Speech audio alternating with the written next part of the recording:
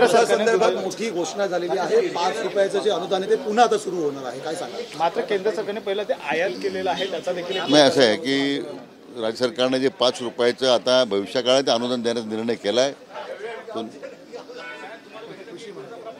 जो निर्णय राज्य सरकारनं 5 रुपये अनुदानाबद्दल जो निर्णय केला त्याचं सगळ्या शेतकरी वर्गात स्वागतच होत आहे। आणि त्यामुळे मला वाटतं कुठेतरी आमच्या शेतकरी वर्गाला दिलासा देण्याचा प्रयत्न हा आमच्या शासनाने केलेला आहे। याच्यामध्ये जी दुधाची भुकटी आयात करण्यासंदर्भात जे परिपत्रक शासनानं काढलेलं आहे की भारत सरकारनं ते आज काढलेलं नाही आहे। 2010ला होतं, 12ला होतं, 17मध्ये होतं, 20मध्ये काढतात। ते साधारण एक निरंतर चालणारी प्रक्रिया आहे। पण ज्या NDDB मार्फत ते NDDBला जे अधिकार दिलेले आहेत, NDDBच्या अध्यक्षांचं माझं बोलणं झालं, अशी कुठली पावडर दूध भुकटी सरकार इम्पोर्ट करणार नाही याची त्यांनी आपल्याला हमी दिलेली आहे। मात्र आज सकाळपासून आहे या सगळ्या संदर्भात मोठ्या प्रमाणामध्ये आंदोलन पाहायला मिळेल।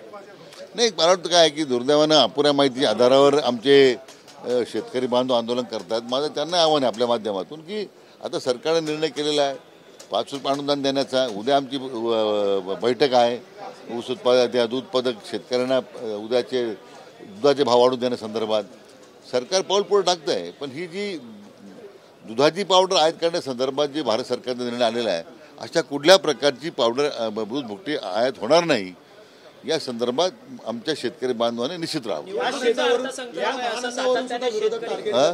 तुमचं म्हणणं होतं एक नरेटिव्ह सेट केला जातो, नेमका काय नरेटिव्ह सेट होतं महानंदावर? नाही, असं आहे की सुरुवातीला सांगितलं की महानंद गुजरातला जाणार आहे, म्हणजे स्वतःची क्षमता नसणारी माणसं यांना टीका करण्यापलीकडे काय? कारण म्हणजे ज्यांनी टीका केली त्यांची संघटना ते युनियन म्हणून काम करते, त्यांनी त्यांच्या युनियनचा तरी सल्ला घ्यावा ना।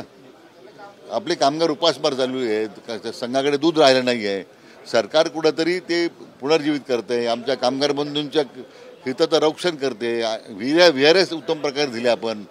आणि NDDBने तर उलट मदर डेअरीने हा प्रकल्प 5 वर्षामध्ये चालून परत आपल्या सरकारकडे हस्तांतर करताना 84 कोटी रुपये आम्ही त्याला नफा करून देऊ असं आपल्याला हमी दिलेली आहे। त्यामुळे मला वाटतं आता जळगाव दूध संघाचं उत्तम उदाहरण आहे।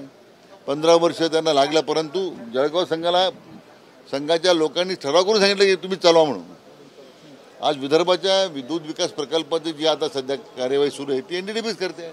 सर, सगळ्या बड्या राजकारण्यांच्या या दूध संस्था असताना ही महानंद सारखी संस्था डबगाईला का येते? दूध पुरवठा का कमी? म्हणून जे टीका करणारे लोक आहेत, कोण कोण आहेत?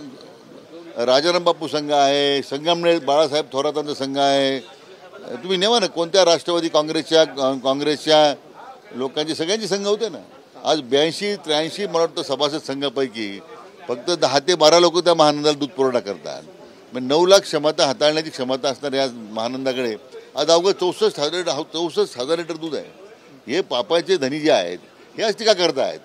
आणि राज्य सरकारने तर याच्यामध्ये एक सकारात्मक पाऊल पुढे करून आता निवड कामगारांचंच नाही पण राज्यातील दूध उत्पादकांना कसं संरक्षण मिळेल हे महानंदामार्फत आम्ही देण्याचा प्रयत्न करणार आहोत।